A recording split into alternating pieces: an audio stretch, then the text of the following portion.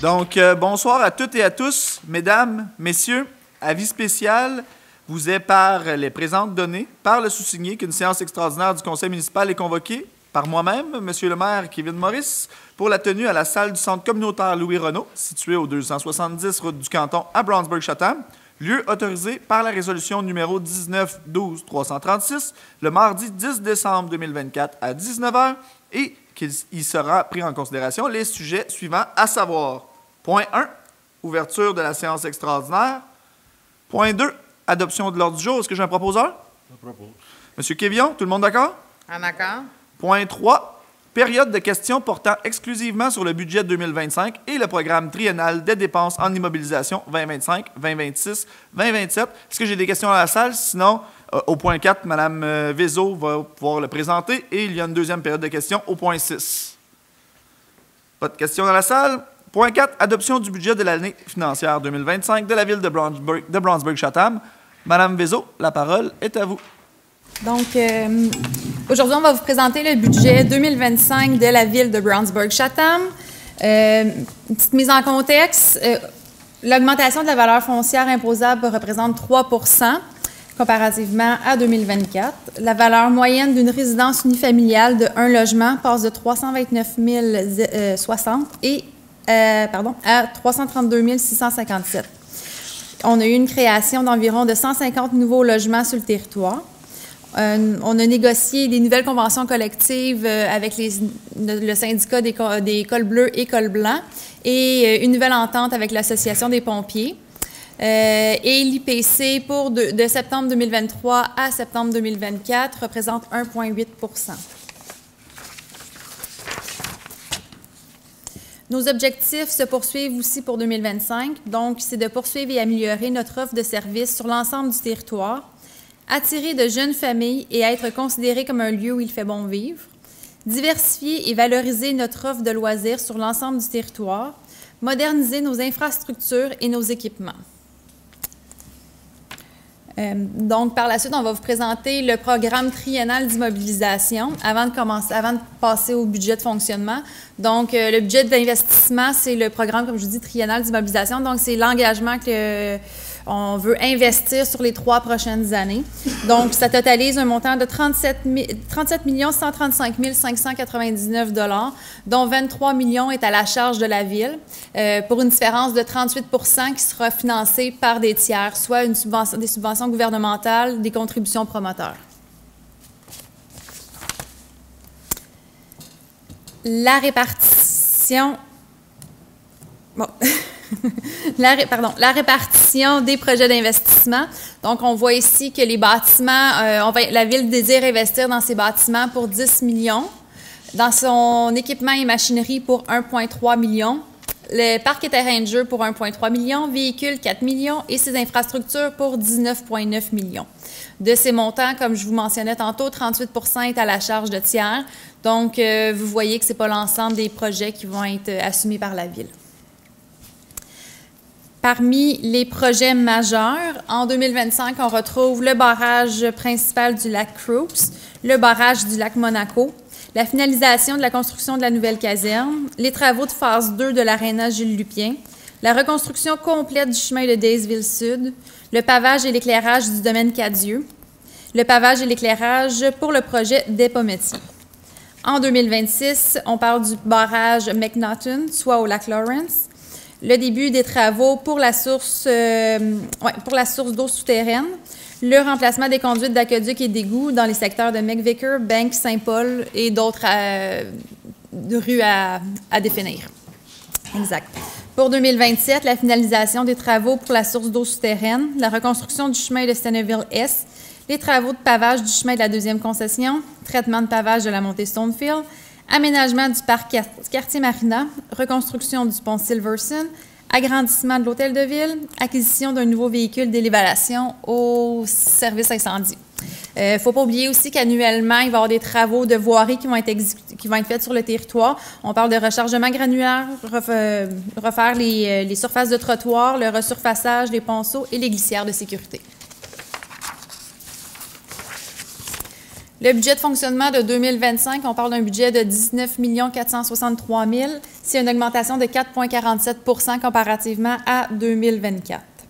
La répartition par service, comme vous pouvez voir ici, là, dans le fond, tous les pourcentages sont indiqués et la valeur des dépenses des services. Je ne les passerai pas un par un parce que la présentation va être disponible aussi sur le site Web.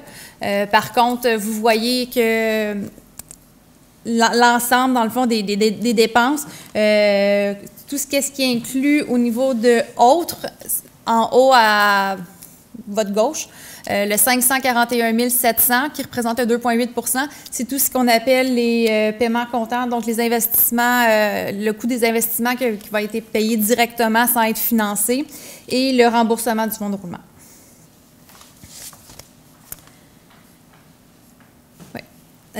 Ensuite, ici, vous voyez la variation des dépenses. Donc, vous voyez c'est quoi les dépenses qui ont varié le plus entre 2024 et 2025. Vous voyez, les principaux, là, je vous dirais qu'ils vont avoir un impact direct sur le compte de taxes, c'est vraiment au niveau de l'hygiène du milieu. Le moins 21... Es-tu capable? Ah, oui. Donc, le moins 21,20 ici, on parle de tout ce qui est collecte des ordures, matières recyclables, compost, etc. Et le traitement des eaux usées, le moins 8,17 qui est aqueduc, égout. Donc, ça, c'est un impact directement sur le compte de taxes. Donc, on peut déjà constater qu'il va y avoir une baisse à ces niveaux-là. Pour ce qui est du reste, comme je vous disais tantôt, dans le fond, là, les pourcentages sont indiqués. Vous allez pouvoir en prendre connaissance. Juste la rémunération augmente de 8,12 %, mais à cause des négociations qui ont eu lieu durant l'année.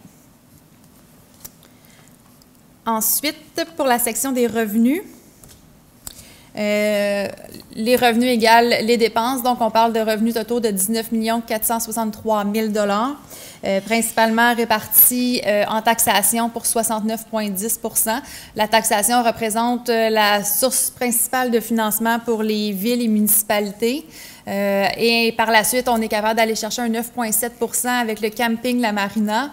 Des revenus de transfert, donc les subventions gouvernementales pour 6,6 %. Les droits de mutation, d'autres impositions de droits pour 4,2 %. Services rendus pour 2,3 %. Autres, c'est d'autres frais là, connexes. Et les affectations, la Ville a équilibré son budget cette année en injectant un montant de 751 100 $ de son excédent accumulé non affecté. Ce montant inclut aussi un remboursement de 42 100 $ pour une dette et la réserve pour élection de 102 200 $.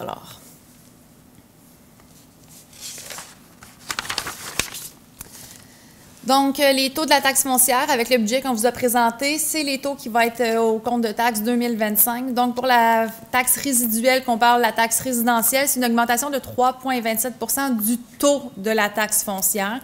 Je tiens à préciser que c'est vraiment sur le taux de la taxe. Exactement, merci Mme Bézot, sur le taux de la taxe. Oui, on va voir l'impact sur le compte de taxe dans les prochaines diapositives.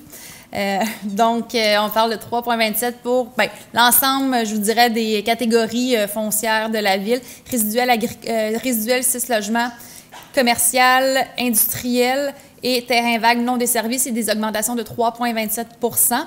Agricole, une diminution de 1,89 % et terrain vague desservi, une augmentation de 54,91 %.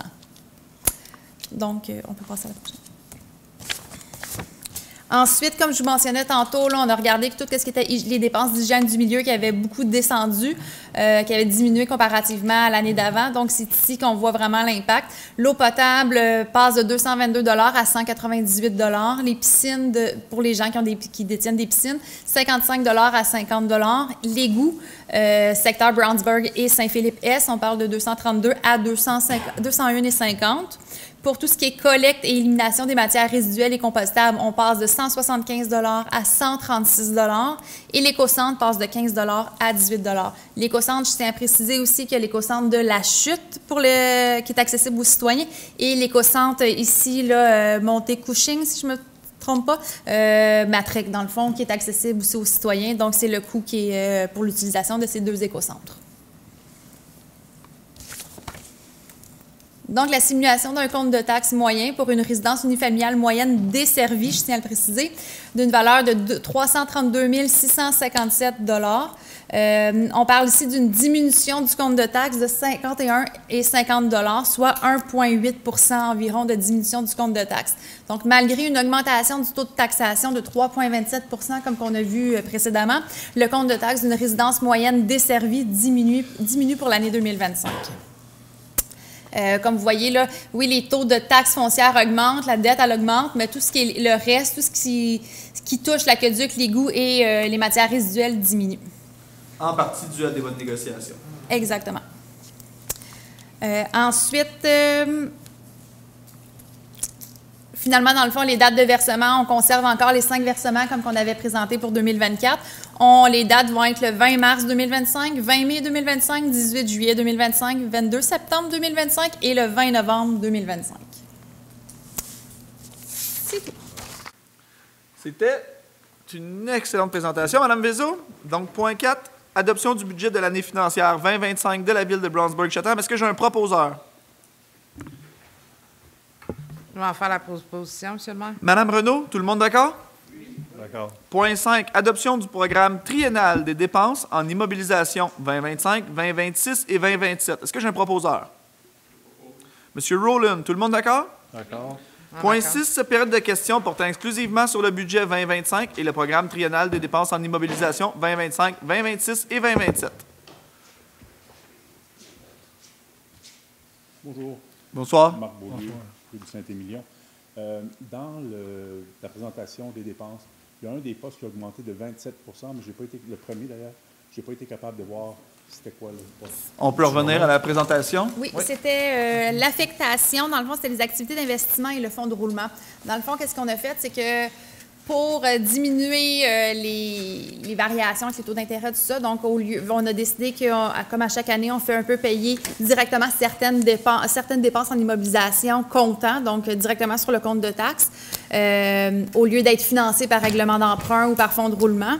Pour des dépenses, je vous dirais, là, en bas de 10 000 là, même 15 000, en bas de 15 000 puis c'est les montants qui sont accumulés qui sont payés directement dans l'année, au lieu d'être financés. Puis c'était une décision qui était relative directement en lien avec, vous le savez, les taux d'intérêt qui sont beaucoup trop élevés actuellement. J'étais juste curieux, là, j'étais pas vraiment, en fait, je suis toujours pas capable de lire, mais j'étais curieux de savoir qu'est-ce qui avait pu monter le temps. Deuxième question. Des fois, il faut regarder aussi en montant et non en pourcentage. Des fois, en pourcentage, oui, parce que de 1 pièce à 2 pièces, c'est 100 d'augmentation, exactement. Alors que 0,5 de 5 millions. Exactement. Mais ces chiffres n'étaient pas là, c'est pour ça que j'ai posé la question.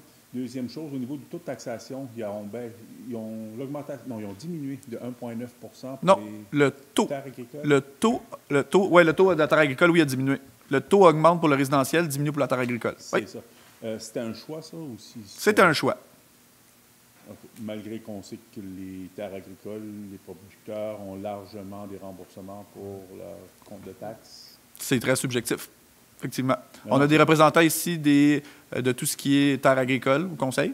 Hein? On a des gens qui représentent les gens. On les représente tous. Mais dans les dernières années, on avait considérablement augmenté le taux parce que le taux, dans les années antérieures, était environ, Mme Vézo, de quoi? 20-25 inférieur au taux résidentiel? Je ne vais pas vous dire par cœur. Mais à peu près 20-25 inférieur au taux résidentiel. Puis on avait monté le taux de la terre agricole exactement au même montant que la terre, que la demeure résidentielle. Et ça avait donné un gros coup aux agriculteurs de notre région. Puis on s'entend que c'est la première source de nourriture sur notre table, c'est les agriculteurs. Donc on a jugé bon en termes de chiffres, puis parce qu'on le pouvait, de faire une diminution de 1,9 %. Tantôt, vous m'avez dit que c'est subjectif. Oui. Ce n'était pas la question du remboursement de taxes. Les cultivateurs ont toujours droit à un remboursement de la taxe. Non, la diminution est subjective. Le remboursement, on le sait qu'il existe. OK, c'est bon. Oui. Merci. Ça fait plaisir.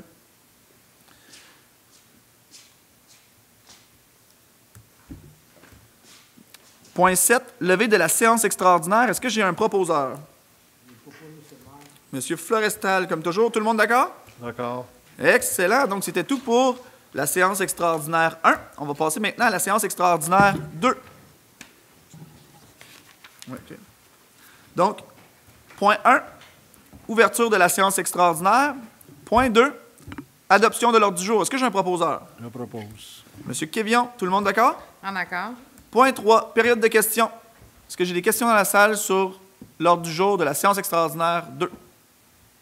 Il y a une deuxième période de questions à la fin.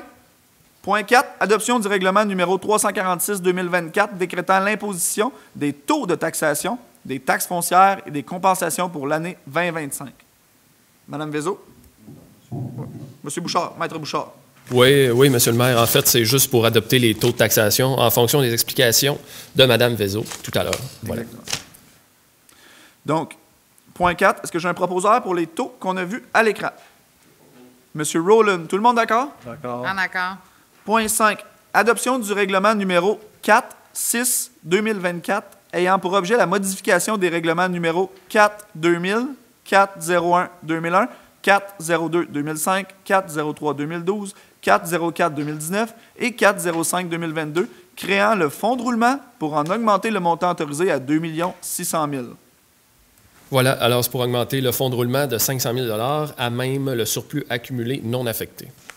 Qui existe déjà dans nos coffres. Point 5, est-ce que j'ai un proposeur? Monsieur Barry, tout le monde d'accord? En accord. Adoption du règlement numéro 344-2024 décrétant des dépenses en immobilisation à l'aréna Gilles Lupien et un emprunt de 2 millions de dollars. Oui, c'est pour financer la phase 2 des travaux d'amélioration de l'aréna Gilles Lupien qui auront lieu en 2025. Et pour ce point, spécifiquement le point 6, je vous demande à la population de rester à l'affût. Donc, on va annoncer un gros projet en lien avec le point 6, en fait, à l'adoption du règlement d'emprunt numéro 344-2024.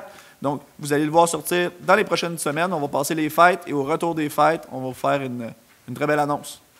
Point 6, donc, c'est une écriture légale, bien évidemment. Point 6, est-ce que j'ai un proposeur? Je fais la proposition, Monsieur le maire. Kévion, tout le monde d'accord? En accord.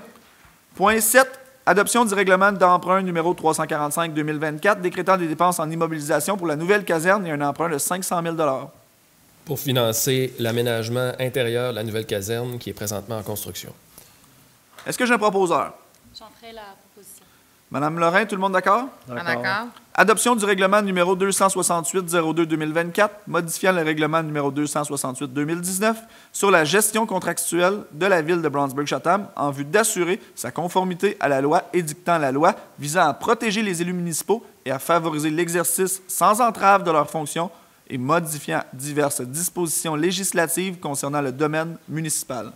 Pour faire suite à l'avis de motion qu'on a fait le 3 décembre dernier, Oui. c'est pour adopter ce règlement-là, favoriser l'achat, qui favorise l'achat québécois pour des contrats dont la dépense est moins que le seuil d'appel d'offres public. Prévoir des mesures de favorisation d'une rotation pour les contrats entre 25 000 et le seuil d'appel d'offres public. Et on vient établir à 10 % la marge préférentielle des entrepreneurs locaux pour certains contrats. Voilà. On pourrait l'identifier un peu au panier bleu de Brownsburg-Chatham. Donc, on essaie de favoriser notre propre économie. Donc, point 8, est-ce que j'ai un proposeur? J'aimerais faire la proposition, M. le maire. Madame Renaud, tout le monde d'accord? D'accord. Point 9, adoption du règlement numéro 168-02-2024, modifiant le règlement numéro 168-2010 concernant le stationnement sur le territoire de la ville de Brownsburg-Chatham, afin, entre autres, de permettre le stationnement de nuit en alternance dans une partie du domaine Cadieux pendant la période hivernale. Dossier piloté par Mme Lorrain. Oui, comme le titre le dit, là, c'est pour permettre le stationnement hivernal de nuit en alternance sur la rue du Rossignol. Donc, il y avait une problématique de stationnement dans ce secteur-là. On a travaillé, comme je l'ai mentionné, à la séance du 3 décembre, à trouver une alternative. C'est l'alternative efficace, efficiente pour l'instant. Monsieur Brunet, est-ce que vous aviez un complément Non, pas d'information? du tout. Point 9, est-ce que j'ai un proposeur? J'en ferai la proposition. Madame Lorrain, merci. Tout le monde d'accord avec Madame Lorrain? En accord. Excellent. Point 10, ça, on aime ça. Session fin de parc, terrain de jeu, espace naturel, demande de permis de construction numéro 2024-592, lot 4 234 453, situé sur la rue Perron. Donc, concernant la demande de permis de construction 2024-00592, afin de procéder à la construction d'une habitation sur la rue Perron, que le terrain n'a jamais payé de frais de parc lors de son lotissement initial. Merci, M. le maire. Donc, comme on le dit, il y a 10 % de la valeur établie par un évaluateur agréé qui doit être payé en frais de parc. Donc, si la valeur du terrain est de 75 000, donc il y a 7 500 qui vont aller dans le fonds de parc. Comme je le réitère à chaque séance, c'est toujours bon pour les nouveaux visages dans la salle. Frais de parc, session fin de parc, terrain de jeu, espace naturel. C'est un poste budgétaire très précis au sein de notre budget. Tout ce qui est frais, comme le 7 000 que M. Brunet vient de mentionner, s'en va dans ce compte-là. Et ce compte-là peut être utilisé uniquement pour la rénovation, l'amélioration ou la création de nouvelles espaces, terrains de jeu, parcs. Est-ce que j'ai un proposeur pour le point 10? M. Florestal, tout le monde d'accord? D'accord. D'accord. Ah, ça, on aime moins ça. Fermeture du pont Henri Raby. Mise au point auprès du ministère des Transports et de la Mobilité durable du Québec. Donc, comme plusieurs d'entre vous avez pu le voir, on a fait multiples séances, multiples avertissements, multiples entrevues également, donc, dont la dernière était directement sur le pont. Donc, fermeture du pont Henri Raby, mise au point auprès du ministère des Transports et de la Mobilité durable du Québec. Considérant que le pont Henri Raby, localisé sur la rue principale, est la propriété du ministère des Transports et de la Mobilité durable, MTMD, considérant que la réparation du pont Henri Raby est dans les plans du ministère des Transports et de la Mobilité durable depuis plus de 5 années et que celle-ci a été constamment repoussée depuis la première annonce de rénovation. Considérant que le ministère des Transports et de la Mobilité durable a en réalité procédé à la fermeture d'une voie sur le pont Henri Raby le 16 août 2019, alors que le communiqué émis par le ministère le 5 décembre 2024 mentionne que c'est depuis décembre 2022. Considérant, lors d'une rencontre tenue avec les représentants de la Direction générale des Laurentides-Lanaudière, DGLL du ministère des Transports et de la Mobilité durable, le 16 avril 2024, ceux-ci, malgré les questionnements posés par l'administration de la Ville, ont affirmé n'avoir aucun intérêt à fermer complètement le pont à compter de la fin de l'année 2024. Considérant que lors de cette même rencontre, les représentants de la DGLL, Direction générale Laurentides-Lanaudière, mentionnent que le projet est sur pause en attente du règlement d'un litige privé. Considérant que lors d'une seconde rencontre tenue le 25 novembre 2024, les représentants de la DGLL, Direction générale Laurentides-Lanaudière, confirment la nécessité de fermer complètement le pont à compter du 31 décembre 2024, contredisaient donc les faits établis en avril dernier de la même année. Considérant que lors d'une rencontre d'urgence demandée par la Direction générale de la DGLL, Direction générale Laurentides-Lanaudière, le 5 décembre dernier, le directeur général de la DGLL confirme la nécessité de fermer le pont immédiatement en évoquant la cause comme étant les précipitations de neige reçues le même jour. Considérant que la Ville de Brownsburg-Chatham s'est trouvée à devoir mettre en place rapidement une signalisation de détour pour une infrastructure du MTMD sans avoir en sa possession tout le matériel requis, considérant que la Ville a dû intervenir de manière urgente auprès de divers intervenants qui empruntent régulièrement le pont et que ceux-ci mentionnaient recevoir des informations contradictoires de la part des représentants du ministère des Transports et de la Mobilité durable, considérant que de nombreux écoliers, marcheurs, empruntent régulièrement le pont Henri Raby afin de rejoindre l'école Bouchard localisée de l'autre côté du pont, considérant que le ministère des Transports et de la Mobilité durable n'a ni réfléchi ni mis en place aucune mesure compensatoire sur le pont afin d'assurer le passage des utilisateurs du transport actif, bien que le projet de remplacement soit en cours depuis plus de 5 ans, considérant que la Ville ne dispose actuellement d'aucun échéancier clair quant au projet de remplacement du pont et que la DGLL, Direction générale Laurentides-Lanaudière, affirme maintenant que la mise sur pause est due à une autre négociation privée. Il y en avait une première, il y en a une deuxième. En conséquence, il est proposé et résolu que le Conseil de la Ville de Brownsburg-Chatham exige que le MTMD mette en place une solution afin d'assurer le passage des utilisateurs du transport actif sur le pont, que le Conseil municipal de la Ville de Brownsburg-Chatham requiert du MTMD que celui-ci fournisse sans délai un échéancier clair de la réalisation des travaux de remplacement du pont, que le Conseil de la Ville de Brownsburg-Chatham demande au MTMD d'assurer le paiement de tous les frais reliés à la mise en place du chemin de détour pour une infrastructure leur appartenant, que le Conseil municipal de la Ville de Brownsburg-Chatham demande au MTMD d'assurer le paiement de tous les frais reliés à l'entretien des routes empruntées par le détour relié à la fermeture du pont leur appartenant, qu'une copie de la présente résolution soit transmise à la ministre des Transports et de la Mobilité durable, à la députée d'Argenteuil et à la Direction générale Laurentides-Lanaudière, qu'une copie de la présente résolution soit transmise à la MRC d'Argenteuil et aux villes constituantes en les invitant à soutenir les requêtes formulées par la ville de Brownsburg-Chatham, et ce, par l'adoption d'une résolution d'appui. Donc, est-ce que j'ai un proposeur pour le point 11? J'aimerais en faire la proposition. En fait, Mme Renaud, j'ai même peut-être une meilleure idée. Je pense qu'on va l'adopter unanimement. Oui, mais je suis bien d'accord avec ça. Tout le monde est d'accord de l'adopter D'accord, unanimement? oui. Point 11. Donc, je vais répéter ce que j'ai dit à la dernière séance du 3 décembre dernier. Le point 11. JF commence à me connaître après quand même plus de 5 ans. Donc, oui, le pont sépare la fesse droite de M. Quévillon à la fesse gauche de Mme Renaud. Donc, Ah non, il ne dira pas ça. il est sur le territoire de la ville de Brownsburg-Chatham, empêche les écoliers d'aller directement à l'école Bouchard en utilisant le pont. Le détour est faramineux, honnêtement, pour des marcheurs. On parle d'enfants d'école primaire qui étaient à proximité de leur lieu d'études, qui se retrouvent maintenant à créer un détour faramineux.